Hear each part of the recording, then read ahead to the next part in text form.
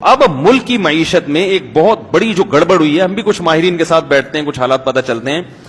پچھلی حکومتوں نے قرضے لے لے کے ملک کی واٹ لگا دی ہے.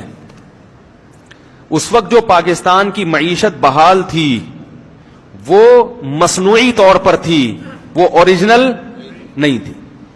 بہت کچھ پاکستان میں تعمیری کام ہوئے، یہ بن گیا، روڈیں بن گئی، لاہور پیرس جیسا بن گیا، فلانا ہو گیا، بڑے خوش ماشاءاللہ. وہ مصنوعی تھا. اس کی مثال ایسے ہے جیسے فرض کرو میرے 3 بچے ہوں، ویسے تو الحمدللہ اللہ نے زیادہ دیے، ایک مثال دے رہا ہوں.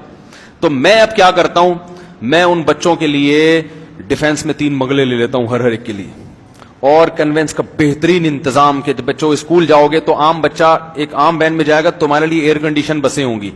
پھر میں نے سڑکیں بنوا دی کہ ہمارے بچے جس بس میں جاتے ہیں وہاں کھڈے بہت ہیں، تو وہ سڑکوں کیا کر دیا میں نے، بہترین سڑکیں بنا دی. اب بچے کہہ رہے ہیں ہمارے ابا نے ہمیں بہت ترقی دی ہے، اور اللہ نے کرے ابا کا انتقال ہو گیا، چاچا آ گئے بچوں کو سنبھالنے کے لیے. اب چاچا نے جب کیلکولیشن کی تو ان کو پتا چلا ابا نے ان بچوں کو 20 کھرب روپے کا مقروض بنا دیا ہے. نہیں یاری بات، ابا نے جو یہ سڑکیں بنائی اور ایئر کنڈیشن بسوں کا انتظام کیا اور بچوں کو ہر بچے کو ڈیفنس میں بنگلے لے کر دیے، اس میں ابا کا ذاتی ایک دھیلا بھی بولو بھائی، ایک دھیلا، بلکہ 70 بھائی سے 1 کروڑ روپے لیے، وسیم کباڑیے سے لیے، اور سارے سود پہ لیے. سارے کس پر لیے؟ سود پہ لیے. اب وسیم کباڑیے نے قرضہ دینے سے پہلے کہا بیٹا تو لے تو رہا ہے، دے گا کیسے؟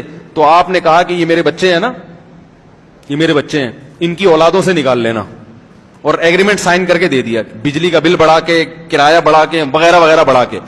تو اب جو بھی حکمران آتا رہا وہ ان پرانے قرضوں کو پورا کرنے کے لیے مزید ڈبل قرضے. اب یعنی چاچا نے کیا کیا، چاچا نے یہ کیا، ابا نے 1 ارب روپے کا مقروض بنایا ہے، اب بچوں کو اسی لائف اسٹائل کی عادت پڑ گئی ہے تو اس نے 2 ارب اور لے لیے تاکہ بچے چاچا کو گالیاں نہ دیں، کیونکہ بچے تھے ناسمجھ، جیسے ہماری قوم ہے، بچے کیا تھے؟ ناسمجھ. وہ یہ نہیں دیکھ رہے تھے کہ ابا نے لیے کہاں سے، یہ کیسے بنایا، یہ سڑکیں وڑکیں اتنا خوبصورت، یہ نظام کیسے بنایا. تو اب چاچا نے کہا کہ یار جیسے ابا دنیا سے چلے گئے تو ہم بھی دنیا سے ایک دن چلے جائیں گے، تو کیوں گالیاں کھا کے جائیں. انہوں نے 1 ارب قرضہ لیا، ہم کتنا لیں گے؟ 2 ارب لیں گے. تو بچوں نے کہا یار یہ چاچا تو ہمارے ابا سے بھی خوش، اور چاچا اس چکر میں تھے کہ میں نے کون سا اس دنیا میں ہمیشہ رہنا ہے.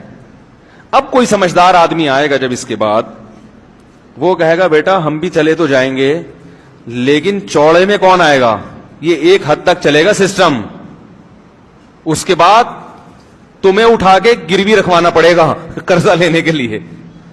سمجھ رہے ہو؟ اس نے بریک لگا دی تو سارا نزلہ ان بچوں کا کس پہ گرے گا؟ اس تیسرے پہ گرے گا. نہیں یاری بات میرا خیال ہے، وہ ساری لان تان کس پہ ہوگی؟ ان پہلے 2 کو کوئی بھی برا نہیں کہے گا. ہاں اگر ان میں کوئی سمجھدار بچہ ہوا تو وہ کہے گا یار چلو اب قرضہ لو کیونکہ روٹی تو کھانی ہے، لیکن کچھ تو خیال کرو، یعنی ایسا تو نہ ہونا کہ ہم بالکل ہی دیوالیہ ہو جائے ہمارا. تو یہ جو ہمارا جمہوری طرز حکومت ہے یہ اتنا گندا ہے نا. یہاں پہ اس میں ایک وزیر اعظم کو پتا ہوتا ہے میں 5 سال کے بعد چلا جاؤں گا، وہ کہتا ہے بھاڑ میں جائے یہ قوم، میں ایسا کر کے جاؤں کہ لوگ کہے فلاں کے دور حکومت میں یہ بلڈنگ بنی ہے، فلاں کے دور حکومت میں یہ سڑک بنی ہے، فلاں کے دور حکومت میں تو کرنسی اتنی مضبوط تھی. اس کو ان سے کوئی غرض نہ ہو کہ فلاں نے اپنے دور میں جو پالیسیاں بنائی ہیں کیا فلاں کے جانے کے بعد بھی وہ کامیاب ہوں گی، ان سے پبلک کو کوئی غرض نہیں ہوتی. تو جب عوام بے وقوف ہوتی ہے تو پھر اس کا یہ مقدر ہوتا ہے کہ وہ پٹے، اور پٹ رہی ہے الحمدللہ. سمجھ رہے ہو؟ تو اب یہی ہو رہا ہے اور مزید پٹو گے. بلکہ اس طرز حکومت میں یہ ہوتا ہے کہ کام ایک کرتا ہے، وہ بیچارہ اپنے 5 سال میں وہ پروجیکٹ مکمل نہیں کر سکا تھا تو اگلا آ کے صرف آخری اینٹ رکھتا ہے اور ساری وہ اپنے کھاتے میں ڈال دیتا ہے. بس حالانکہ اس نے کبھی ملک کے لیے خدمت نہیں کی ہوتی. پرانے والے نے خدمت کی ہوتی ہے، اس کا ٹائم چونکہ پورا ہو چکا ہوتا ہے، اس کے دور کے پروجیکٹ ہوتے ہیں، اگلا آ کے جو اس نے بجٹ پاس کیا تھا اس میں سے 90% کھا کے صرف 10% لگا کے تکمیل کر لیتا ہے. تو قوم کس کو مبارکباد دیتی ہے؟ کراچی میں یہی ہوا ہے، پروجیکٹ کسی ایک نے شروع کیا، تکمیل دوسرے نے کی، اور بہت کھا کے تکمیل کی. تو پبلک نے دوسرے کو کہا کہ ماشاءاللہ کتنا اچھا بنا دیا, پرانے والے کو کوئی گھاس ڈالنے کے لیے تیار. تو یہ بڑا عجیب نظام ہے بھائی, یہ بہت ہی گندا نظام ہے جو ہمارے اوپر مسلط ہو گیا ہے.